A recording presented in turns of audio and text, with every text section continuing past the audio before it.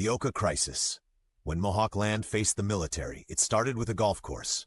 A town near Montreal wanted to expand 9 holes into 18, but the land they wanted to build on? It wasn't empty. It was Mohawk land. Land that included a sacred burial site. The Mohawk people of Kanesatake had defended that land for over 270 years. But in 1990, after decades of ignored land claims, they said, enough. They built a barricade, not with weapons, but with resolve. They stood between their ancestors and bulldozers. And Canada's response? They sent the army. First came the police. 1 officer died in a raid. Then came the soldiers. Tanks, assault rifles, snipers in the trees. The Canadian government brought full military force against Indigenous people on their own land. It was a 78-day standoff.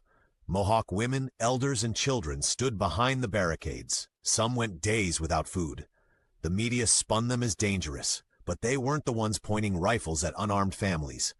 One young Mohawk girl walked through that line of soldiers, holding an eagle feather. The photo became iconic. But what happened after? The crisis ended.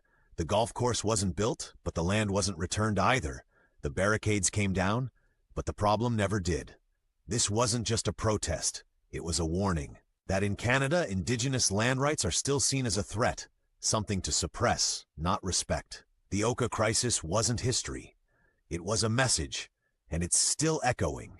Because if defending your ancestors brings soldiers to your doorstep, what does that say about the country you live in? Remember Oka, remember who stood and who pointed the gun. Share their story.